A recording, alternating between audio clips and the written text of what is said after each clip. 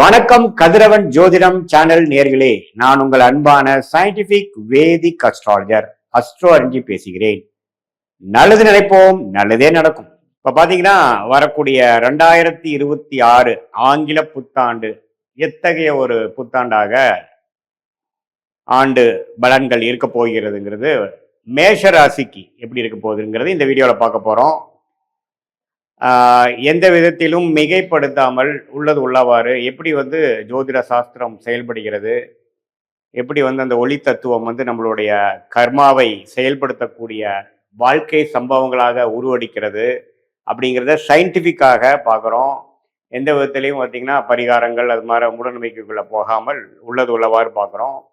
அதற்கு முன்னாடி நீங்கள் இந்த பொது பலன் எப்படின்னு நீங்கள் தெரிஞ்சுக்கணுன்னா ஒரு 100க்கு ஒரு 50% பொருந்தி தான் வரும். ஏன்னா நம்ம ஆண்டு பலனை எப்படி சொல்றோம்னா, ஆண்டுக்கு ஒரு முறை அல்லது 2 ஆண்டுக்கு ஒரு முறை சஞ்சரிக்கக்கூடிய பயிற்சி பெறக்கூடிய ஆண்டு கிரகம் என்று சொல்லப்படுகிற குரு சனி ராகு கேதுவை பொறுத்து ஒரு ராசிக்கும் எது மாதிரி இடத்துல இருக்கிறாங்க பொறுத்து தான் எது மாதிரி கர்மா செயல்படும் அப்படிங்கிறத நம்ம எடுத்துக்கிறோம். இது ஒரு பொதுவான பலன் தான். 100க்கு ஒரு 40-50% தான் பொருந்தி வரும். உங்களுடைய ஜென்ம ஜாதகத்துல தசாபுக்திகள் எப்படி போய் கொண்டிருக்கிறது, உங்கள் ஜென்ம ஜாதகம் எப்படி இருக்கு, நீங்க என்ன லக்னத்துல பிறந்தீங்க, என்ன கிரகங்களோட அமைப்புகள் என்னங்கிறத வச்சு தான் துல்லியமாக சொல்ல முடியும். பட் இது ஒரு ஓவரால் டெம்ப்ளேட்டாக நீங்கள் எடுத்து இதில் இன்னும் கொஞ்சம் டீட்டெயிலாக உங்களுக்கு வேணும் அப்படின்னா நீங்கள் தனி மனித ஜாதிடம் தான் நீங்கள் கன்சல்டிங் பண்ணணும். இப்போ பொது பலன் எப்படி கொடுக்குறாருங்கிறது மேஷராசிக்கு பார்க்குறோம். இப்போ பாருங்க, குரு முதல் 5 மாதங்கள் மேஷராசிக்கு 3ஆம் இடத்திலே இருந்து ஜூன் முதல் வாரம் 2026 தான் பார்த்தீங்கன்னா 4ஆம் இடத்துக்கு உச்சம் பெறுகிறார்.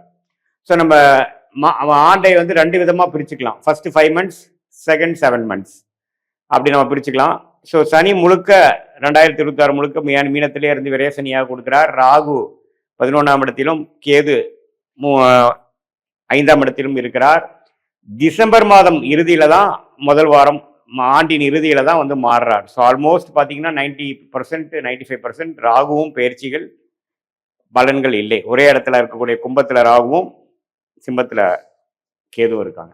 ஸோ இந்த மாதிரி ஒரு அமைப்பு மேஷராசிக்கு எப்படி ஒரு அமைப்பு கொடுக்குறாரு அப்படின்னா, ஃபர்ஸ்ட் 5 months பாருங்க, இந்த திருமண தடைகள் அது மாதிரிலாம் இருக்கக்கூடியவங்களுக்குலாம் டக்குன்னு ஏதோ ஒன்று அமையிறது, மங்களமான விஷயங்கள் அமையக்கூடிய அமைப்புகள். இந்த வயது திருமண வயதை எதிர்பார்த்து கொண்டிருக்கக்கூடியவர்கள், காதல் திருமணம் செய்யலாம்னு நினைக்கிறவங்க, ஒரு 2 வருஷமாவே காதல் போய் கொண்டிருக்கிறது, பெற்றோர்களின் சம்மதம் ஒரு பக்கம் நமக்கு சரின்னா அவங்க சரியில்லைங்கிறாங்க, இல்லை பொண்ணு சைடில் ஓகேனா பையன் சைடில் பிரச்சனை பண்ணுறாங்கங்கிற மாதிரி ஓடிக்கொண்டிருக்கக்கூடிய உறவுகள்லாம் பார்த்தீங்கன்னா இந்த குருவின் பார்வை 7ஆம் இடத்துல விழும் பொழுது அந்த அமைப்புகள் முதல் ஃபர்ஸ்ட் ஆஃப் மே மாசத்துக்குள்ள அமைச்சுக்கிறது நல்லது. அமையக்கூடிய வாய்ப்புகள் அதிகம். அது மாதிரி விஷயங்களுக்கு நம்ம சாதகமாக முதல் ஃபர்ஸ்ட் ஆஃப் இருக்குங்க. அதே மாதிரி விரயசனி போயிட்டு இருக்கு. என்னதான் வருமானங்கள் இருந்தாலும் செலவுகளும் அதிகமாக போய் கொண்டிருக்கக்கூடிய ஒரு காலகட்டமாக தான் இருக்குது. அது சுப முதலீடாக செய்கிறீங்களா, சுப செலவுகளாக செய்கிறீங்களா, தேவையற்ற செலவுகளாக செய்கிறீங்களாங்கிறது உங்களுக்கு நடந்து கொண்டிருக்கக்கூடிய தசாபுக்திகள் பொறுத்து தான் அமைகிறது. பட் எப்படி இருந்தாலும் கையில் பணம் இருக்க போகிறதில்ல. ஏதோ ஒரு செலவுகளும் ஒரு முதலீடுகளும் போய்கொண்டிருக்கும். அதுதான் விரயசனியோட வேலை. நம்மளை ஒரு பெரிய லெவலில் இன்வெஸ்ட் பண்ண பிளான் பண்ணுவார். ஒரு இருக்கிற பணமெல்லாம் சேர்த்தி கொஞ்சம் கடன் வாங்கி எதுலையோ ஒன்று இன்வெஸ்ட் பண்ணலாமா அப்படிங்கிற மாதிரி அமைப்பெல்லாம் கொடுக்கக்கூடிய ஒரு ஆண்டாக தான் மேஷராசிக்காரர்களுக்கு வருகிறது. அதே மாதிரி ராகு 11ஆம் இடத்தில் இருக்கிறது கொஞ்சம் நல்ல லாபத்தை கொடுக்கும். வெளிநாட்டில் இருக்கிறவங்களுக்கு, வெளிநாடு சம்மந்தப்பட்ட தொழில் பண்ணுறவங்களுக்கு, இம்போர்ட் எக்ஸ்போர்ட் பண்ணுறவங்களுக்கு, அந்நிய மொழி பேசக்கூடியவர்களோட தொடர்பில் இருக்கிறவங்களுக்கு, அந்நிய ப்ராடக்ட்ஸ் பண்ணுறவங்களுக்கு, இது எல்லாத்துக்குமே பார்த்தீங்கன்னா ஓரளவுக்கு லாபத்தை கொடுக்கக்கூடிய அமைப்பு குருவின் பார்வை ராகு பெற்று ராகு 11ஆம் இடத்தில் இருக்கிறது கொடுக்க தான் செய்கிறது. ஸோ எல்லாம் ஓவராலாக பார்க்கும் பொழுது மேஷராசிக்கு அற்புதமான பலன்கள். இதில் செகண்ட் ஆஃப் பாருங்க, ஒரு பயங்கரமான ஒரு ப்ரெசன்ட் சர்ப்ரைஸாக வரக்கூடிய அமைப்புகள் உண்டு. ஏன்னா குரு 4ஆம் இடத்துக்கு உச்சம் பெறுகிறார் 12 வருடம் கழித்து. ஸோ 12 வருடங்கள் கழித்து குரு 4ஆம் இடத்துக்கு 10ஆம் இடங்கிற தொழில் ஸ்தானத்தை பார்த்து விரயசனியை செய்து விரயசனியாக சஞ்சரித்து கொண்டிருக்கக்கூடிய சனி பகவானை பார்த்து தன்மைப்படுத்தி அவருடைய கோர விரயசனியை தன்மைப்படுத்தி அது ஒரு நல்ல ஒரு அமைப்பாக நல்ல ஒரு விஷயத்துக்காக விரயங்களை செய்வதற்கும் ஒரு முதலீடு செய்வதற்கும் வழிவகுக்கக்கூடிய ஒரு அமைப்பாக குரு பெயர்ச்சி வந்து ஜூன் மாதம் ஆகுது. ஸோ ஒரு ஆண்டின் 2வது பகுதி அருமையாக இருக்கு. தொழில் மேன்மை வரும், வேலையில் நல்ல இம்ப்ரூவ்மெண்ட்டு, ஸ்டேட்டஸ் இம்ப்ரூவ்மெண்ட், தொழிலில் நம்ம ஆர்வம், படிப்படியாக டக்கு டக்கு டக்குன்னு எல்லாமே அமைஞ்சிருச்சுன்னு சொல்கிறோம் பார்த்தீங்களா.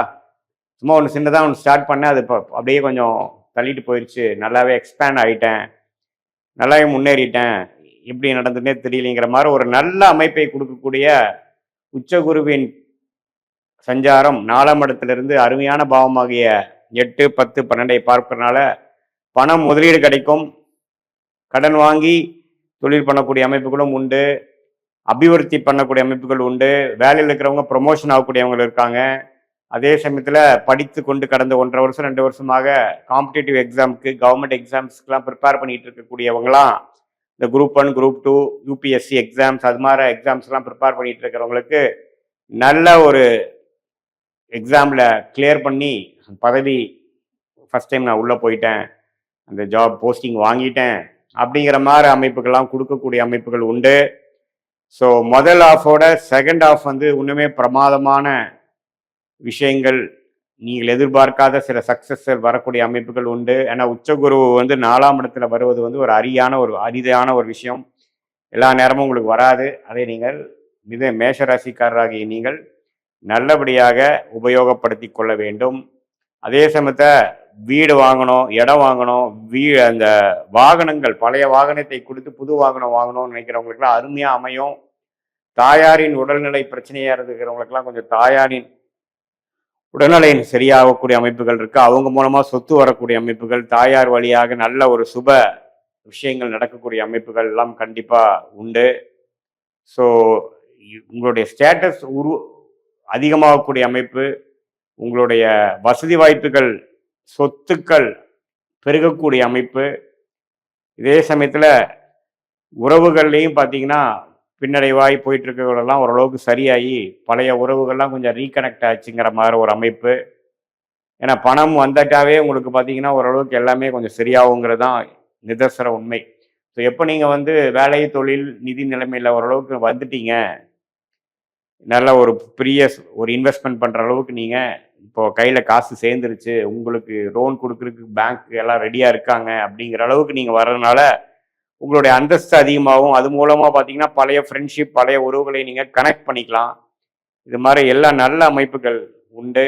வாழ்க்கையில் ஜெயிக்கக்கூடிய ஒரு அற்புதமான ஒரு ஆண்டாக, ஒரு கேம் சேஞ்சராக 2026 வருதுங்க. இது ஒரு பொதுவான பலனே தவிர உங்களுடைய ஜென்ம ஜாதகத்தில் எப்படி வந்து தசாபுக்திகள் போய் கொண்டிருக்கிறது, அது வந்து நல்ல தசைகளா சுமாரான தசைகளா, உங்கள் லக்னம் என்ன லக்னத்தில் பிறந்தீங்களா பொறுத்து இன்னுமே துல்லியமான பலன்கள் ஷார்ட் டேர்ம் எப்படி இருக்க போகுது,